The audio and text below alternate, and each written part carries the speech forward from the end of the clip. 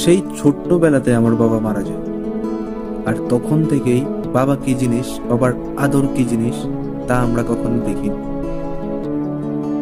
আর ঠিক সেখানেই আমার বড় ভাই আমাদেরকে এমনভাবে লালন পালন করেছে, কখনো বাবার অভাবটুকু বুঝতে দেয়নি।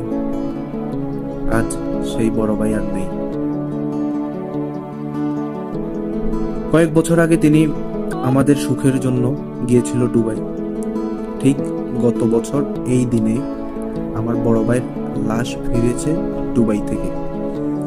তখন আমরা জানতে পারি, বড় ভাইয়ের রুমমেটরা আমাদেরকে বলে যে আমার ভাই ঘুমে স্ট্রোক করে মারা গেছে। শেষ বিদায় বেলা আমার ভাই আত্মীয় স্বজন ভাই বোন কারোই দেখা পায়নি।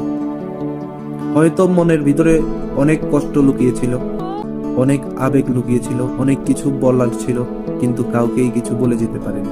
যখন বড় ভাইয়ের লাশ হজরত শাহজালাল ইন্টারন্যাশনাল এয়ারপোর্টের গেটে এসে পৌঁছাইছে, তখন আমরা কয়েকজন মিলে তার লাশের কফিনটি আনতে গিয়েছি।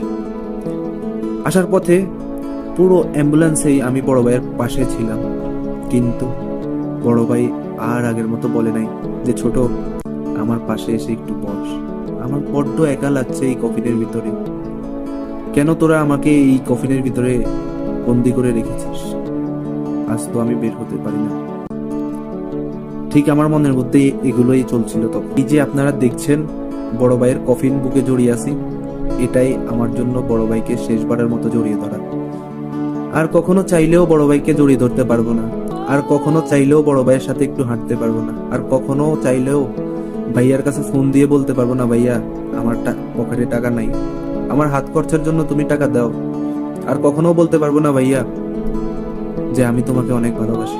ভাই হারানোর ব্যথাটা সারা জীবন আমাকে ব্যথিত করবে, এবং কি এই ব্যথা আমাকে সারা জীবন বয়ে বেড়াতে হবে। প্রবাস গিয়েছিল আমাদেরকে একটু ভালো রাখতে, আমাদের জন্য একটু ভালো কিছু করতে, আমাদের ভবিষ্যতের জন্য কিছু করতে, কিন্তু সেই ভাই আজ কফিনে বন্দী হয়ে ফেলল। আমাদের ভালো রাখার জন্য আমার বড় ভাই বিদেশ গিয়েছিল, কিন্তু আজ তার আর ভালো থাকা হলো না। হাজারো মনে কষ্ট নিয়ে আমার ভাই এই পৃথিবীর মায়া ত্যাগ করে ওপারে চলে গেছে।